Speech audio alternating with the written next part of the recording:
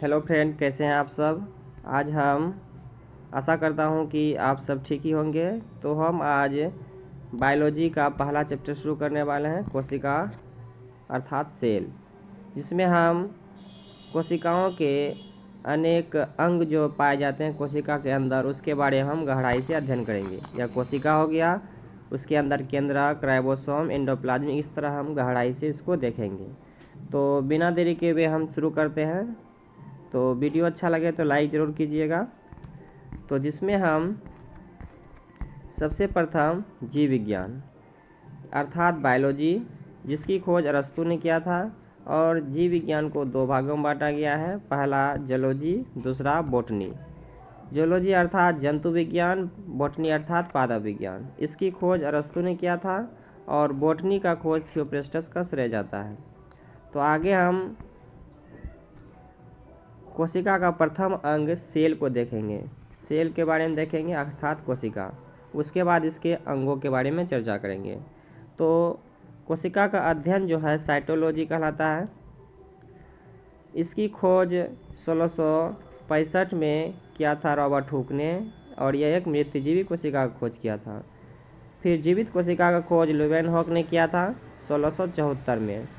कोशिका सिद्धांत दिया था स्लेडन एंड स्वान ने दिया था।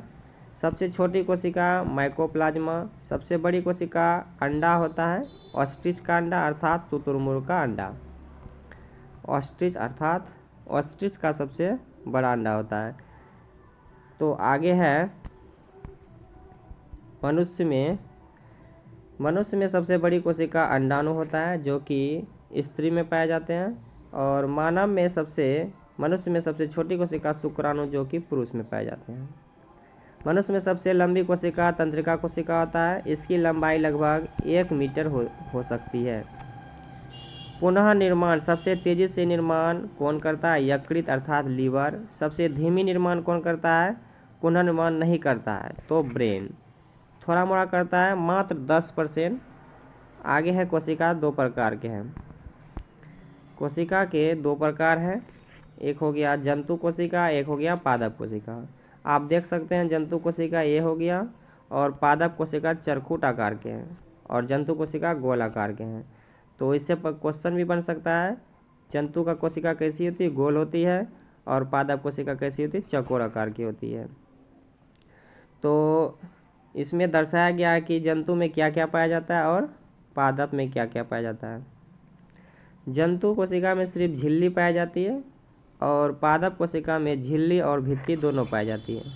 भित्ति बाहर से होती है और झिल्ली अंदर से होती है। अर्थात पादप कोशिका इसलिए मोटी होती है और मजबूत होती है क्योंकि उसमें भित्ति पाई जाती है। जंतु कोशिका में भित्ति नहीं पाई जाती है। आगे आप देखते हैं इसका क्या क्या अंग पाए जाते हैं। पादप कोशिका के अंदर पादप कोशिका में कोशिका झिल्ली पाई जाती है, माइटोकॉन्ड्रिया पाया जाता है, गोल्जी काय पाया जाता है, अंतःपर्दवजालिका, राइबोसोम, तंतु केंद्रक, सेंट्रोसोम जो कि विभाजन का काम करता है, राजधानी पाया जाता है। यहाँ पे राजधानी होगा, राजधानी यानी वैक्यूल्स केंद्रक पाया जाता है, लाइसोसोम पाया जाता है, और जीवद्रव पाया जाता है। जीवद्रव के बिना कोशिका का कोई अस्तित्व नहीं रहता है। अब आते हैं हम पादप कोशिका। पादप कोशिका में भी झिल्ली पाई जाती है, कोशिका भित्ति पाई जाती है, माइटोकॉन्ड्रिया पाई जाती है, गोल्जी काय, अंतःपर्दवजालिका, राइबोसोम, राजधानी पाई जाती है, वैक्यूल्स, केंद्रक, जीवद्रव, लाइसोसोम, लवक। इसमें सबसे इम्पोर्टेंट लवक है, जो कि पादप जंतु कोशिका में लवक नहीं पाया जाता है। तो लवक यानी साइटोकाइनिन कोशिका विभाजन का कार्य करता है। यह एक हार्मोन है। पादप में कोशिका विभाजन का काम कौन करता है? साइटोकाइनिन। आगे बढ़ते हैं। अब लवक यहाँ नहीं होगा, सिर्फ साइटोकाइनिन होगा। पादप में कोशिका विभाजन का कार्य साइटोकाइनिन करता है, और जंतु में कोशिका विभाजन का काम सेंट्रोसोम करता है। जंतु में सेंट्रोसोम। तो थोड़ा सा मिस्टेक हो गया था। आगे बढ़ते हैं। अब कोशिका झिल्ली। सबसे प्रथम हम कोशिका झिल्ली के बारे में देखते हैं। कोशिका झिल्ली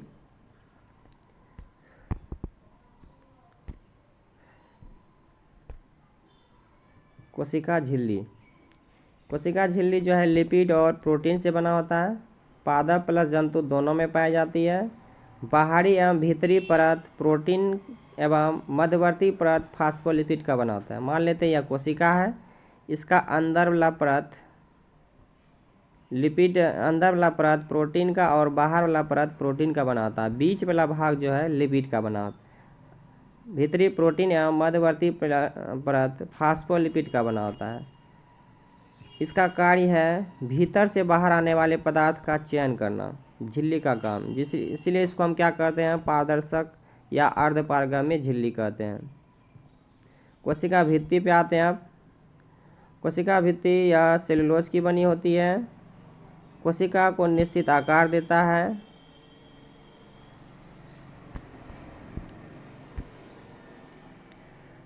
और सेलुलोज का बनाता है, कोशिका का निश्चित आकार देता है। सेम टू बात है, जंतु में नहीं पाया जाता है। आगे बढ़ते हैं, हम माइटोकॉन्ड्रिया पे आते हैं।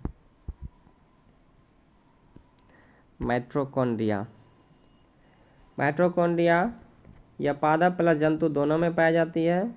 इसकी खोज कोलिकर ने किया था 1889 में। अल्टमैन ने जो इसको नामकरण कब किया था, खोज किया था 1897 में, और अल्टमैन ने इसको नामकरण दिया था 1889 में। माइटोकॉन्ड्रिया जो नाम दिया था, पहले तो इसका नाम कुछ नहीं रखा गया था, सिर्फ बायोब्लास्ट कहते थे। लेकिन बाद में इसका नाम माइटोकॉन्ड्रिया किसने रखा, सी बेंडा ने रखा था। कार्ल बेंडा भी कह सकते हैं इसको। इस माइटोकॉन्ड्रिया एक ऐसा अंग है कोशिका का जिसमें दोहरी झिल्ली होती है। माइटोकॉन्ड्रिया में दोहरी झिल्ली होती है। माइटोकॉन्ड्रिया को आंतरिक संरचना को क्रिस्टी कहते हैं।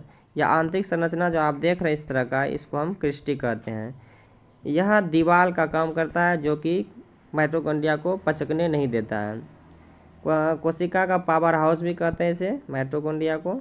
यह ऑक्सीश्वसन करता है, यानी ऑक्सीजन की उपस्थिति में अपना कार्य करता है। इसके अंदर क्रेब्स चक्र चलता है जो कि 38 एटीपी ऊर्जा बनाता है। और 38 एटीपी ऊर्जा बनाकर एक ग्लूकोज का निर्माण करता है। एक ग्लूकोज 4.2 किलो कैलोरी ऊर्जा प्राप्त होती है। दोहरी झिल्ली से घिरी होती है। एक ही बात फिर से आ गया।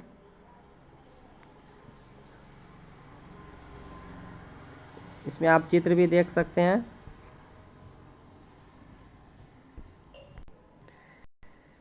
यह दोहरी झिल्ली से घिरी होती है, ठीक।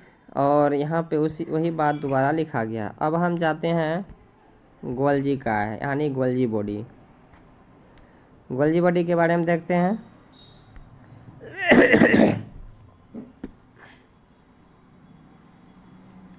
गोल्जी बॉडी यह पादप और जंतु दोनों में पाया जाता है। इसकी खोज कैमिलो गोल्जी ने किया था। कैमिलो गोल्जी ने 1898 में। कार्य इसका है ऊर्जा का परिवहन करता है। यह पादप को संग्रह करता है और ऊर्जा संग्रह करना, लाइसोसोम का निर्माण करना। लाइसोसोम का क्या करता है, निर्माण करता है। प्रोटीन प्लस लिपिड संशोधन, पैकेजिंग, संग्रहता, श्रवण करना, अर्थात यह पैकेजिंग का भी काम करता है, संग्रह का भी काम करता है और लाइसोसोम का निर्माण भी करता है। यहाँ पे नोट में दिया है गोल्जी का कार्य। यह सरल शर्करा को जटिल शर्करा का निर्माण करता है। सरल शर्करा से जटिल शर्करा का निर्माण करता है, मतलब सरल को जटिल में निर्माण करता है। और आगे इसमें क्या कहता है, यह सरल से जटिल बनाता है, यह सरल को जटिल नहीं बनाता है। वही बात दोबारा कहा गया है कि सरल से क्या कहते हैं, सरल से जटिल बनाता है, सरल से जटिल में नहीं तोड़ता है। तो यहाँ पे कन्फ्यूजन हो सकता है। अब इसको ध्यान से देखिए। गोल्जी का कार्य क्या है, यह सरल को जटिल बनाता है। क्लियर, इतना ही बात बोलना था। आगे है अब अंतःप्रदेव जालिका। अंतःप्रदेव जालिका एंडोप्लाज्मिक रेटिकुलम।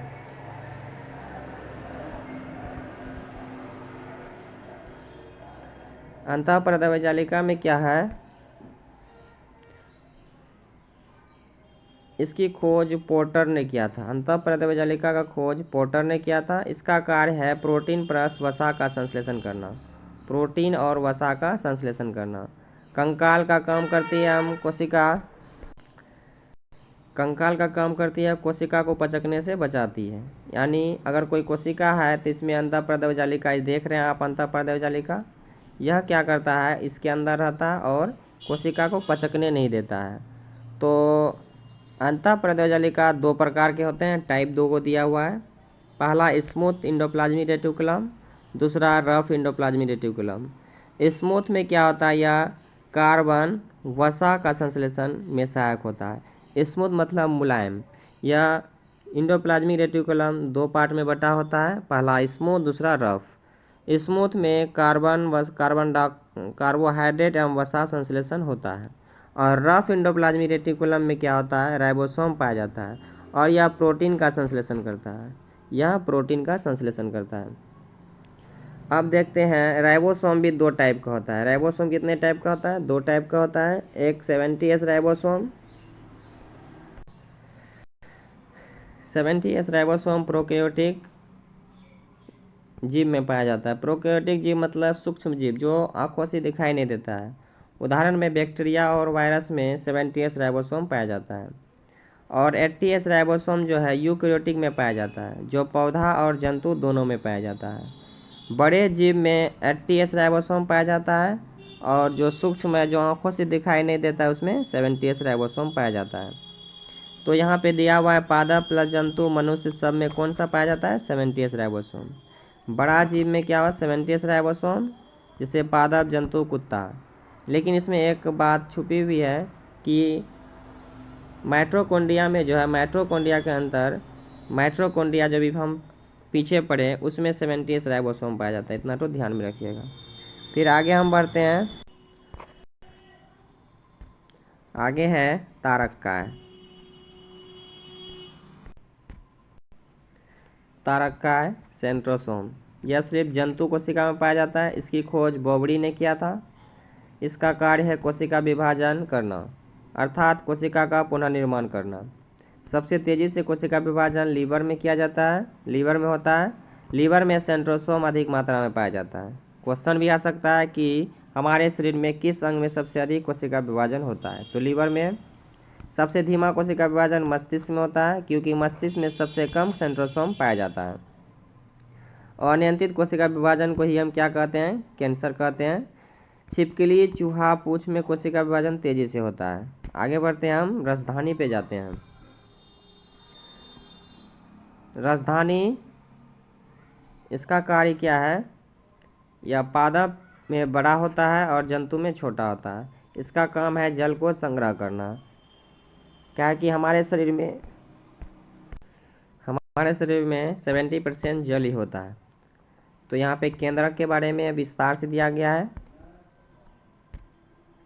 केंद्रक पादप प्लस जंतु दोनों में पाया जाता है। इसमें दोहरी झिल्ली होती है। तो हम पहले पीछे क्या देखे थे, माइटोकॉन्ड्रिया में डबल झिल्ली होती है और केंद्रक में भी डबल झिल्ली होती है। इसका खोज रॉबर्ट ब्राउन ने किया था। केंद्रक को कोशिका का ब्रेन कहते हैं। कोशिका की गतिविधियों को संचालित एवं नियंत्रित करता है। इसमें डीएनए, आरएनए पाया जाता है। ठीक, यहाँ पे गलत से लिखा गया है। गुणसूत्र डीएनए के अंदर ही आता है। हड्डी टूट गया हो तो निर्माण करने के लिए सेंट्रोसोम आएगा, मदद करेगा, लेकिन इसको खबर कौन देगा, राइबोसोम आदेश देगा। और केंद्रक इसको क्या कहेगा, सेंट्रोसोम राइबोसोम, राइबोसोम केंद्रक को। क्लियर है। आगे आप 7वां है लाइसोसोम। लाइसोसोम यह पादप प्लस जंतु दोनों में पाया जाता है। इसकी खोज डी डुबे ने किया था। यह एक झिल्ली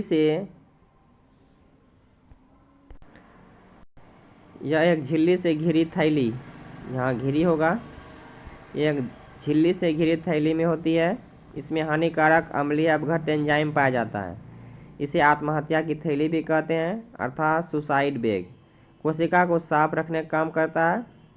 अगर कोई कोशिका काम करना बंद कर देता है तो यह क्या करता है, अपने आप को फाड़ लेता है। फाड़ने के बाद क्या होता है, वह कोशिका नष्ट हो जाती है और धीरे धीरे हमारे शरीर के रास्ते बाहर निकल जाता है। तो लाइसोसोम का क्या कार्य है, यह कोशिका को साफ रखता है। रक्त में लाइसोसोम नहीं होता है, इसीलिए रक्त जो है प्लीहा में जाके संग्रह होता है और पुनः चक्रण होता है। क्योंकि रक्त का काल 120 दिन होता है आरबीसी का, डब्ल्यूबीसी का लगभग शायद 4 से 7 दिन होता है। तो यह साफ होने के लिए या मरने के बाद रक्त जो है प्लीहा में जाके जमा रहता है।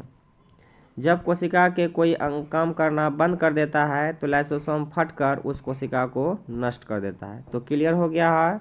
तो आगे हम बढ़ते हैं।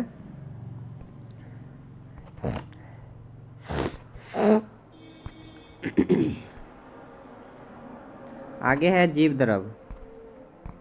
जीव द्रव जो कि कोशिका का सबसे इम्पोर्टेंट पार्ट है। यह पादप प्लस जंतु दोनों में पाया जाता है, पादप प्लस जंतु दोनों में। इसकी खोज डुजार्डिन ने 1835 में किया था। इसका नामकरण पुरकिंजे ने दिया था और नाम दिया था, या तो कभी कभी सारोकोड भी कहा जाता है। तो जीव द्रव में 95% जल होता है। 1% पानी कम होने से प्यास लगती है। अगर 10% पानी कम हो जाए तो मनुष्य की मृत्यु हो सकती है। तो आपको क्लियर हो गया होगा। कोशिका द्रव प्लस केंद्रक द्रव। तो यहाँ पे आप देख सकते हैं बीच में भी द्रव होता है केंद्रक के अंदर, और यह ऊपर वाला भाग कोशिका हो गया जो कि किससे घिरा रहता है, झिल्ली से घिरा रहता है। और ये बीच वाला जो आप देख रहे हैं पीला कलर का, यह जल है, तरल जल है। और अंदर में भी क्या रहता है, जल रहता है। तो अंदर वाले जल को केंद्रीय द्रव कहते हैं, और बाहर वाले केंद्रक से जो बाहर जल होते हैं उसको हम क्या कहते हैं, कोशिका द्रव कहते हैं। तो आगे हम बढ़ते हैं। हेक्सले ने जीव द्रव को जीव द्रव का भौतिक आधार बताया था। हेक्सले ने क्या कहा था, जीव द्रव को भौतिक आधार बताया था। तो आगे अब है डायरिया से 3% जल की कमी हो जाती है, अर्थात जीव द्रव में सभी कोशिकाओं में 3% जल घट जाता है। अकबर की मृत्यु डायरिया से ही हुआ था, सिकंदर का भी मृत्यु डायरिया से हुआ था। तो आगे हम अब बढ़ते हैं प्लास्टर लवक। इंग्लिश में इसको हम क्या कहते हैं, प्लास्टेड कहते हैं, हिंदी में लवक कहते हैं। प्लास्टेड कहते हैं या लवक, इंग्लिश में प्लास्टेड। सिर्फ पादप में पाया जाता है। प्लास्टेड सिर्फ किस में पाया जाता है, या सिर्फ पादप में पाया जाता है। तो यह 3 प्रकार के होते हैं। पहला हरित लवक जिसको हम क्लोरोप्लास्ट कहते हैं, दूसरा ल्यूकोप्लास्ट, तीसरा वर्णिक लवक, इसको अवर्णिक लवक कहते हैं हिंदी में, और इसे ल्यूकोप्लास्ट और या क्रोमोप्लास्ट। हरित लवक अर्थात क्रोमोप्लास्ट या हरा रंग का होता है, या भोजन निर्माण करता है जो कि पत्तों में अधिक मात्रा में पाया जाता है। ल्यूकोप्लास्ट अर्थात अवर्णिक लवक, यह रंगहीन होता है। तो आप सबको पता है अगर रंगहीन होगा तो वह जड़ के पास होगा। यह भोजन स्टोर करता है और प्रकाश से वंचित होता है, अर्थात जड़ में पाया जाता है। जड़ में आप देखे होंगे दतमन उखाड़ने जाते हैं तो जड़ में आप व्हाइट देखिएगा, तो अर्थात वह ल्यूकोप्लास्ट है। वर्णिक लवक यह रंग प्रदान करता है। उदाहरण के लिए आप देख सकते हैं लाइकोपीन जो कि टमाटर को लाल बनाता है, कैरोटीन जो गाजर को लाल बनाता है, विटामिन जो चुकंदर को लाल बनाता है, सोलेनिन जो आलू को हरा बनाता है। तो आशा करता हूँ कि आपको क्लियर हो गया होगा। अब हम जंतु कोशिका और पादप कोशिका में देखते हैं। यहाँ पे फिर से देखते हैं एक बार। जंतु लवक नहीं पाया जाता है, तो क्वेश्चन आ सकता है कि किस कोशिका में लवक नहीं पाया जाता है। तो जंतु में लवक नहीं पाया जाता है और पादप में लवक पाया जाता है। यह गोलाकृति होता है और पादप चौकोराकृति का होता है। जंतु में झिल्ली पाई जाती है और पादप कोशिका में झिल्ली भित्ति दोनों पाई जाती है। राजधानी दोनों में पाई जाती है। भोजन ग्लाइकोजन एवं वसा के रूप में संचित रहता है। हम सब जो भोजन करते हैं अर्थात जंतु सब जो भोजन करते हैं इसमें भोजन ग्लाइकोजन के रूप में संचित होता है, और इसमें जो स्टार्च के रूप में संचित होता है अर्थात मंड के रूप में। पादप में भोजन मंड के रूप में संचित होता है।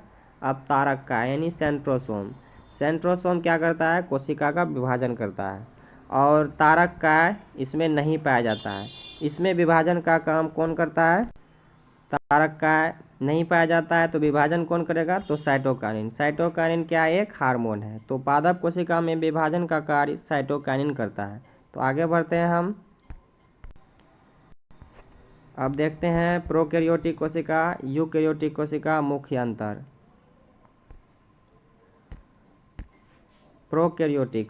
प्रोकैरियोटिक अर्थात हो गया सूक्ष्म जीव सब। यूकैरियोटिक में हम सब आगे फिर देखते हैं आगे सूक्ष्म जीव कोशिका जैसे बैक्टीरिया, माइकोप्लाज्मा, नीलहरित शैवाल, यह सब क्या है प्रोकैरियोटिक में आता है। इसमें 70S राइबोसोम पाया जाता है जो प्रोटीन का निर्माण करता है।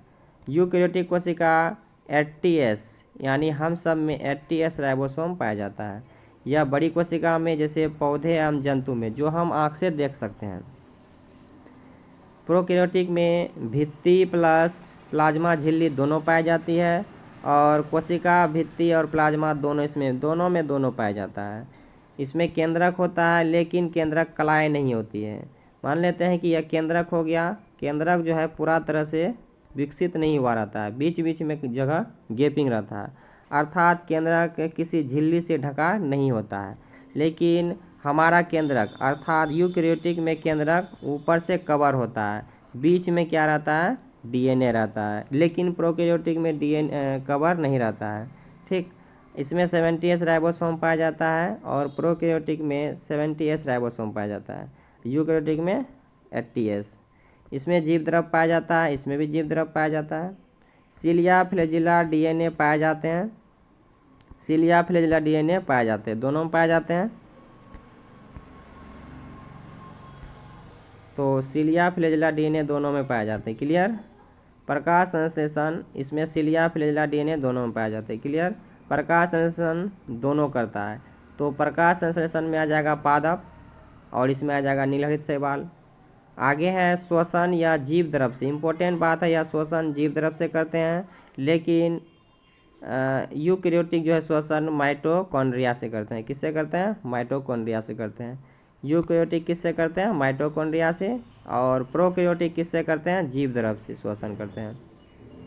कोशिका अविकसित होती है, मतलब कोशिका पूर्ण रूप से विकसित नहीं हुआ रहता है, लेकिन जंतु कोशिका पूर्ण रूप से विकसित हुआ रहता है। इसमें गोल्जी बॉडी पाया जाता है, सेंट्रोसोम पाया जाता है, लाइसोसोम पाया जाता है। ऐसा लाइसोसोम इसमें नहीं पाया जाता है। तो इंडोप्लाज्मिक रेटिकुलम होता है और राइबोसोम होता है और लवक होता है। लवक किस में पाया जाता है? सिर्फ पादप में। तो असूची या प्रत्यक्ष कोशिका विभाजन होता है। तो आप सबको क्लियर हो गया होगा। मुख्य अंतर यहाँ दर्शाया गया है। प्रोकैरियोटिक कोशिका में क्या होता है? केंद्रक होता है लेकिन कवर नहीं होता है, केंद्रक कवर नहीं होता है, अर्थात केंद्रक कला नहीं होता है। यूकैरियोटिक अर्थात हम सब, यानी जिसको हम आँख से देख सकते हैं। यूकैरियोटिक कोशिकाओं में केंद्रक होता है और केंद्रक के ऊपर कवर होता है, केंद्रक के किसी झिल्ली से ढका होता है। तो चित्र से आप देख सकते हैं, चित्र से आपको स्पष्ट हो जाएगा। यहाँ पे आप देख सकते हैं केंद्रक कवर नहीं है, पूरा बिखरा हुआ है वाला बीच वाला पार्ट, और यहाँ देखिए इसका ऊपर से कवर लगा हुआ है, क्लियर। आगे इसमें समपिक्ष में दिया गया है कि किस तरह हम इसको याद करें। याद करने के लिए प्रोकैरियोटिक vs यूकैरियोटिक कोशिका, जो प्रोकैरियोटिक में पाया जाता है उसको इसमें लिखा गया है, और जो यूकैरियोटिक में पाया गया है जो इसमें लिखा गया, और जो दोनों में पाया जाता है यह बीच में लिखा गया है। तो हम सब तो पढ़ दिए हैं, बीच वाला सिर्फ पढ़ देते हैं जो दोनों में पाया जाता है, यानी दोनों में संबंध स्थापित करता है। कोशिका भित्ति दोनों में पाया जाता है, कुछ में प्लाज्मा झिल्ली, जीव द्रव पाया जाता है, DNA पाया जाता है, राइबोसोम पाया जाता है, प्रकाश संश्लेषण होता है। तो यूकैरियोटिक कोशिका में इंडोप्लाज्मिक रेटिकुलम पर 70S राइबोसोम पाया जाता है, लेकिन माइटोकॉन्ड्रिया अपना व्यक्तिगत यानी और देखा जाए तो यहाँ पे माइटोकॉन्ड्रिया अपना व्यक्तिगत यानी पर्सनल राइबोसोम बनाता है 70S। तो आगे हम चलते हैं अब राइबोसोम निर्माण।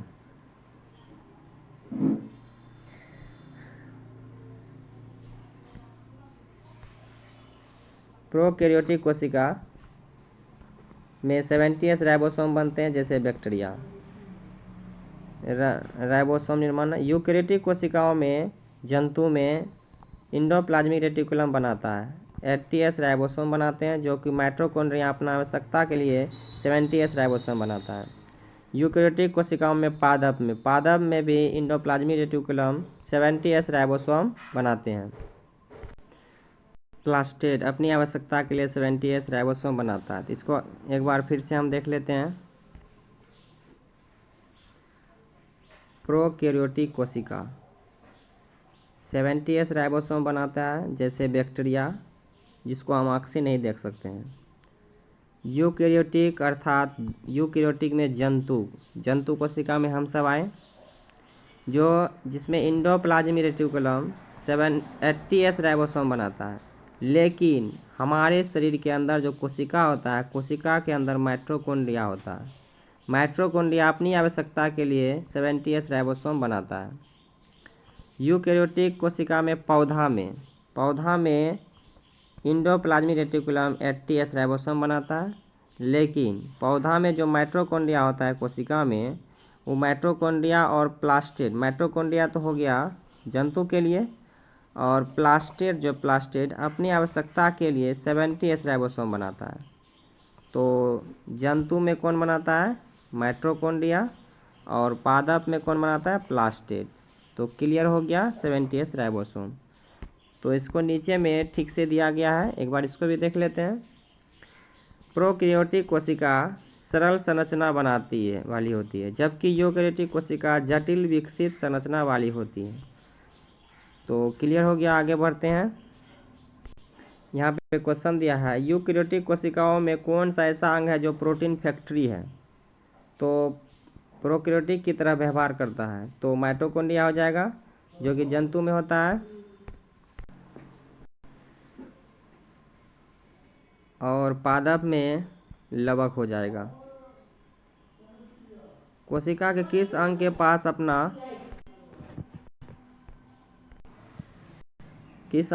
अपना प्रोटीन फैक्ट्री है? तो माइटोकॉन्ड्रिया, जंतु में इसके पास 70S राइबोसोम अपनी फैक्ट्री है। लवक, इसके पास भी 70S राइबोसोम प्रोटीन फैक्ट्री है।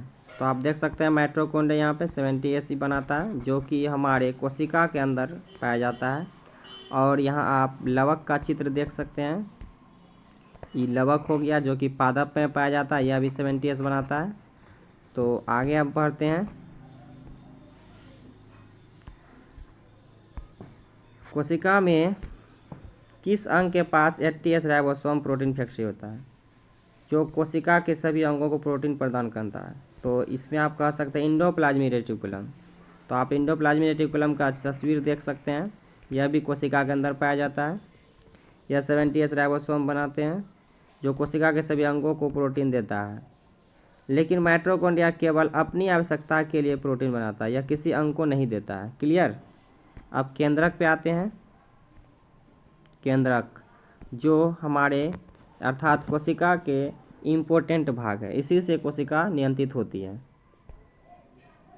तो केंद्रक का खोज सबसे प्रथम किसने किया था? तो रॉबर्ट ब्राउन ने किया था। और क्रोमोसोम का खोज किसने किया था? वाल्डेयर ने किया था। डीएनए का खोज कार्लसबर्ग ने किया था। डीएनए का डिजाइन अर्थात संरचना वाटसन एंड क्रिक ने दिया था। जीन का खोज जोहानसन ने किया था। ठीक, क्लियर? केंद्रक प्लस क्रोमोसोम गुणसूत्र होते हैं केंद्रक के अंदर। इनमें 2 प्रकार के न्यूक्लिक अम्ल पाए जाते हैं, जैसा चित्र में दिखाया गया। आप देख सकते हैं कोशिका हो गया, कोशिका के अंदर केंद्रक पाया जाता है, और केंद्रक के बारे में चर्चा हो गया। ठीक, आगे अब देखते हैं। जब हम केंद्रक को कोशिका के अंदर से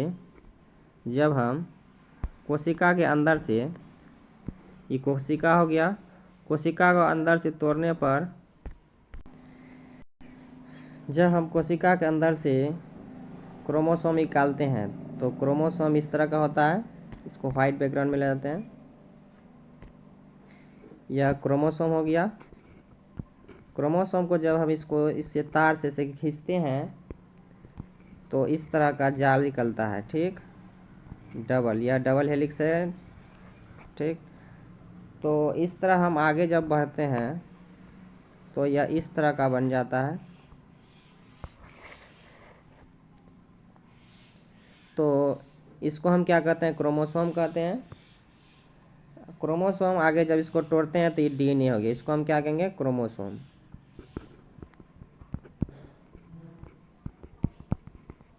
आगे बढ़ेंगे तो यह डीएनए हो गया, यहाँ से यहाँ तक डीएनए। फिर आगे जब बढ़ेंगे तो इसको जो पार्ट पार्ट में तोड़े हैं इसको हम क्या बोलेंगे, जीन बोलेंगे, जीन। तो इसमें फिर से देख लेते हैं फिगर में। तो ये बीच वाला केंद्रक हो गया, केंद्रक को जब हम खींचे, केंद्रक को इस तरह का केंद्रक को खींचे तो हमको क्या प्राप्त हुआ, क्रोमोसोम। ये क्रोमोसोम आप देख रहे हैं। फिर क्रोमोसोम को खींचे तो हमको इस तरह का प्राप्त हुआ, ठीक। इसको हम क्या बोलेंगे, डीएनए।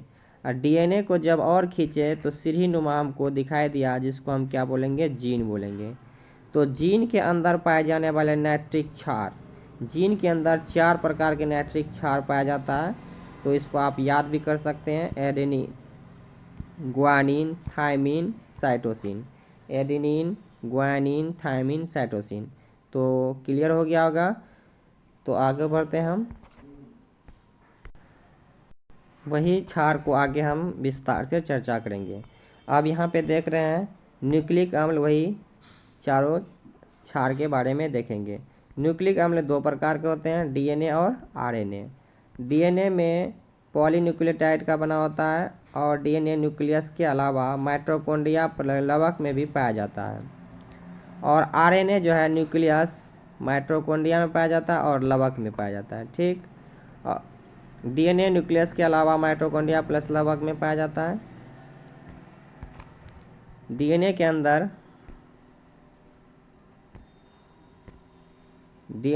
न्यूक्लियोटाइड होता है। न्यूक्लियोटाइड 3 भाग में मिलता है, जो पहला है Doxy sugar, nitrogen base, phosphate. तो अब नाइट्रोजन बेस, फास्फेट आगे देखते हैं हम। नाइट्रोजन बेस को हम 2 भागों में बांटे हैं।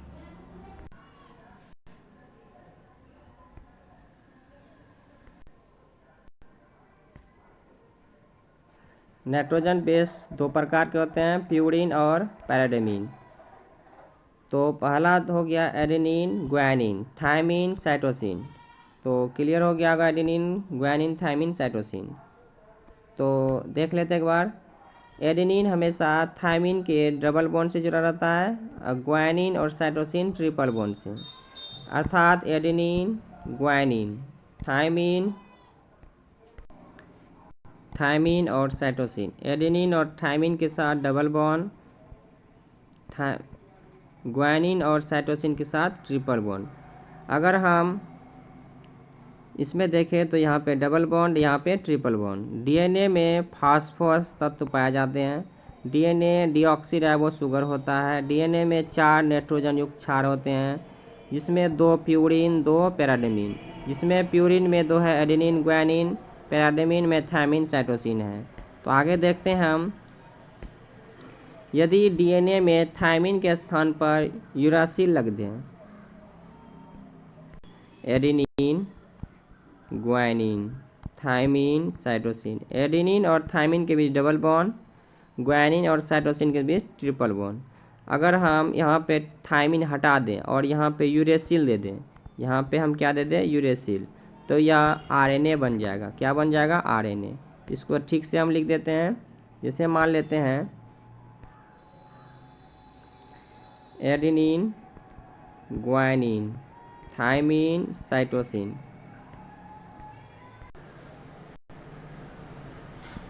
Adenine, guanine, thymine, cytosine, double bond, इसमें triple bond. Adenine, guanine, thymine के जगह यूरेसिल लिख दें और यहाँ पे साइटोसिन, इसमें भी डबल बॉन्ड, इसमें ट्रिपल बॉन्ड।